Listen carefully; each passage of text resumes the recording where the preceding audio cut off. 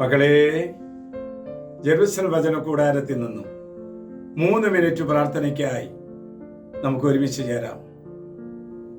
ലോകത്തിന്റെ വിവിധങ്ങളായ ഭാഗങ്ങളിൽ ഇരുന്നു കൊണ്ട് ഈ സ്നേഹ ശുശ്രൂഷ പങ്കെടുക്കുന്ന അനേക മക്കളിലേക്ക് ദൈവത്തിന്റെ കൃപകൾ ധാരാളമായി ചൊരിയുന്നുണ്ട് എന്ന് എനിക്കറിയാം. ഒത്തിരിയേറെ പ്രയാസങ്ങളൊക്കെ ആയിട്ടാണ്, ഒത്തിരിയേറെ ത്യാഗത്തോടു കൂടിയിട്ടാണ് നമ്മൾ ഓരോരുത്തരും ഈ പ്രയർ ലൈനിൽ സംബന്ധിക്കുന്നത്. നമ്മൾ ദൈവത്തിന് നമ്മെ തന്നെ കൊടുത്താൽ, നമ്മുടെ ജീവിതം കൊടുത്താൽ, ദൈവം നമ്മുടെ കാര്യത്തിൽ ഇടപെടുകയാണ്. ഇതാ ഈശോ നമ്മോട് പറയുന്ന വചനം കേൾക്കണ്ടേ? ലൂക്കയുടെ സുവിശേഷം 6-ാം അധ്യായം 38-ാം വാക്യം. കൊടുക്കുവിൻ, നിങ്ങൾക്ക് കിട്ടും, അമർത്തി കുലുക്കി നിറച്ച് മടിയിലിട്ട് തരും. ഇതാണ് നമ്മൾ കൊടുത്തു കഴിഞ്ഞാൽ ദൈവം നമുക്ക് തരുന്നത്.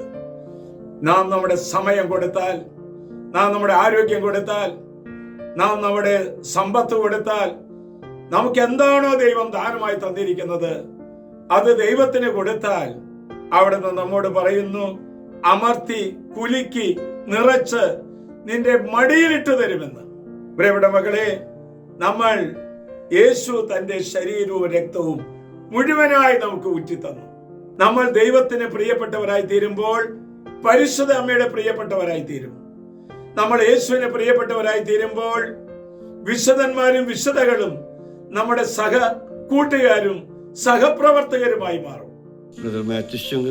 പുനർജീവൻ ഡയറക്ടർ, ജെറുസലേം സഹനപൂക്കളുടെ രപചനായ യാത്രയിൽ എൻ്റെ മക്കള് ഈ പ്രയർ ലൈൻ എന്ന പട്ടത്തച്ഛൻ്റെ ഈ ആത്മീയ ശുശ്രൂഷയിൽ അവർക്ക് പലവിധ രോഗങ്ങളായ വശരാണ്.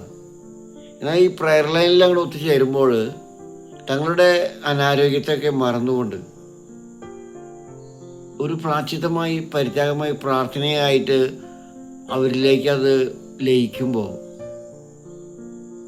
തങ്ങളുടെ വേദനകൾക്കും സഹനങ്ങൾക്കും അപ്പുറത്ത് മറ്റുള്ളവരുടെ വേദനകളും മറ്റുള്ളവർക്ക് സഹായകമായിട്ട്, മറ്റുള്ളവർക്ക് ഒരു സ്നേഹമായിട്ട് അത് രൂപാന്തരപ്പെടുമ്പോൾ ഒത്തിരി അനുഗ്രഹങ്ങളും അത്ഭുതങ്ങളുമാണ് അതുവഴി സമൂഹത്തിലേക്ക് പട്ടത്തച്ഛൻ ദൈവികമായിട്ട് നമുക്ക് ഒരുക്കി തരുന്നത്. നമുക്ക് ഏവർക്കും ആ പ്രയർ ലൈനിൻ്റെ ആത്മീയ സൗന്ദര്യത്തെ നമുക്ക് ദർശിക്കാം. നമുക്കുള്ളത് ദൈവത്തിന് കൊടുത്താൽ ദൈവ പരിപാലനയിൽ ജീവിക്കുവാനുള്ള വരം കിട്ടും. ആശ്വാസപ്രദമായ രാത്രി, പ്രതീക്ഷാ നിർഭരമായ പ്രഭാതം, സൽപ്രവർത്തികൾ നിറഞ്ഞ ദിവസം നൽകി ദൈവം നമ്മെ എല്ലാവരെയും അനുഗ്രഹിക്കട്ടെ. ഇന്ന് ഈ രാത്രിയിലും നാളത്തെ പ്രഭാതത്തിലും ഈ വചനം കേൾക്കുക, ധ്യാനിക്കുക, അനേക മക്കളിലേക്ക് ഷെയർ ചെയ്യുക. നമ്മുടെ കർത്താവ് ഈശോ മിശിഹായുടെ കൃപയും പിതാവായ ദൈവത്തിന്റെ സ്നേഹവും പരിശുദ്ധാത്മാവിന്റെ സഹവാസവും പരിമളവും നാം എല്ലാവരോടും ഈ പ്രാർത്ഥന കൂട്ടായ്മയോടും കൂടി ഉണ്ടായിരിക്കട്ടെ, ഇപ്പോഴും എപ്പോഴും എന്നേക്കും. ആമേൻ.